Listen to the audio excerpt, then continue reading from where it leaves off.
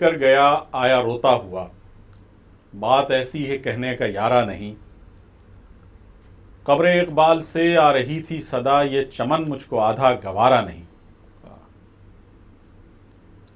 شہر ماتم تھا اقبال کا مقبرہ، تھے عدم کے مسافر بھی آئے ہوئے، خوں میں لت پت کھڑے تھے لیاقت علی، روح قائد بھی سر کو جھکائے ہوئے، کہہ رہے تھے سبھی کیا غضب ہو گیا، یہ تصور تو ہرگز ہمارا نہیں۔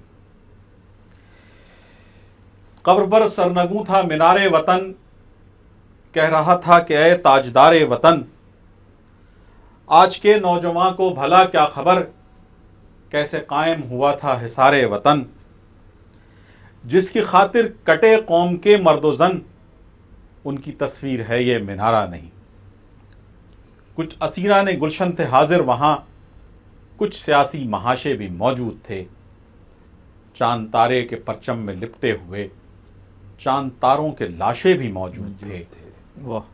میرا ہنسنا تو پہلے ہی ایک جرم تھا، میرا رونا بھی ان کو گوارا نہیں۔ کیا فسانہ کہوں ماضی و حال کا، شیر تھا میں ایک ارض بنگال کا، شرق سے غرب تک میری پرواز تھی، ایک شاہی تھا میں ذہن اقبال کا، ایک بازو پہ اڑتا ہوں میں آج کل، دوسرا دشمنوں کو گوارا نہیں۔ یوں تو ہونے کو گھر ہے سلامت رہے، کھینچ دی گھر میں دیوار اغیار نے، ایک تھا کبھی آج دو ہو گئے، ٹکڑے کر ڈالے دشمن کی تلوار نے، دھڑ بھی دو ہو گئے در بھی دو ہو گئے، جیسے کوئی بھی رشتہ ہمارا نہیں۔ قبر اقبال سے آ رہی تھی صدا، یہ چمن مجھ کو آدھا گوارا نہیں۔ آج کی بیٹھک کے ساتھ آپ کا میزبان شکیل خان حسب معمول اپنے دوستوں عطا محمد تبسم صاحب اور سلیم قریشی صاحب کے ساتھ۔ آج ہمارے تیسرے مہمان عمر میں ہم سے اتنے چھوٹے ہیں کہ ہم انہیں اپنا دوست نہیں کہتے، وہ کہ یہ ہیں ہمارے دوست۔ سقوط ڈھاکہ پہ پروگرام تھا، سقوط ڈھاکہ پہ بات کرنی تھی۔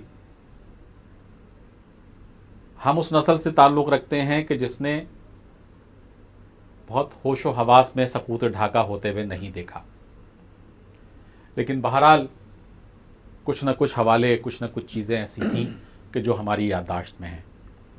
دانش انور اس نسل سے تعلق رکھتے ہیں کہ جو پیدا ہی سقوط ڈھاکہ کے بعد ہوئی ہے، سقوط مشرقی پاکستان کے بعد ہوئی ہے۔ یہ نسل اس بارے میں کیا سوچتی ہے، اس پر بھی ہم نے چاہا کہ ہم کچھ گفتگو کریں۔ سقوط ڈھاکہ کے مختلف پہلو ہیں، سقوط مشرقی پاکستان کے مختلف پہلو ہیں۔ اس پر ہم بات کرنے بیٹھیں گے تو بہت سارا ٹائم لگ جائے گا، بہت ساری راتیں گزر سکتی ہیں۔ ایک ایسا المیہ کہ ایک ملک جو ایک نظریے کے نام پر وجود میں آیا، جو ایک نظریے کی بنیاد پر وجود میں آیا، وہ 24 سال میں 2 لخت ہو گیا، اور اس کے لیے یہ کہا گیا کہ وہ نظریہ کہ جس کی بنیاد پر یہ ملک وجود میں آیا تھا وہ خلیج بنگال میں ڈبو دیا گیا۔ کیا وہ نظریہ ڈبو دیا گیا یا وہ نظریہ آج بھی قائم ہے؟ مشرقی پاکستان کا سقوط جو تھا اس کی وجہ کیا تھی؟ آج کی بیٹھک میں ہم اس پر گفتگو کریں گے۔ آغاز کرتے ہیں حسب معمول جناب عطا محمد صاحب سے۔ عطا صاحب، 16 دسمبر آتی ہے، گزر جاتی ہے، جیسے کچھ ہوا ہی نہیں تھا، جیسے کچھ تھا ہی نہیں، اور پاکستان کی مجموعی صورتحال جو ہے کہ مٹی پاؤ سیاست نے مشرقی پاکستان پر بھی مٹی پا دی ہے کیا؟ ہاں، ہمارے سیاستدانوں نے تو مٹی پا دی ہے، کیونکہ یہ سارا کیا دھرا بھی اس سیاسی عمل ہی کا ہے۔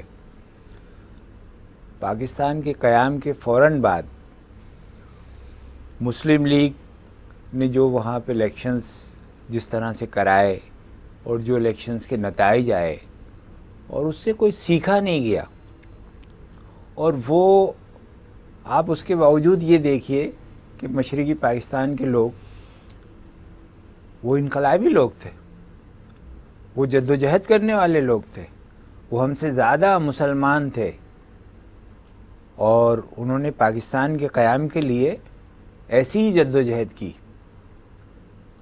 قرارداد پاکستان مولوی عبدالقادر نے مولوی فضل حق صاحب نے اے کے فضل حق صاحب نے اے کے فضل حق صاحب نے پیش کی. جی. اور مشرقی پاکستان کے رہنماؤں نے جس طرح قربانیاں دی ہیں، جس طرح سیاست کی، وہ غریب لوگ تھے لیکن جذبہ ان کا بڑا زبردست تھا. لیکن ہمارے سیاستدانوں نے، ہمارے فوجی حکام نے ان تمام چیزوں کو ملیامیٹ کیا، ان کی پالیسیوں نے. لیکن پھر اب میں آپ سے کہتا ہوں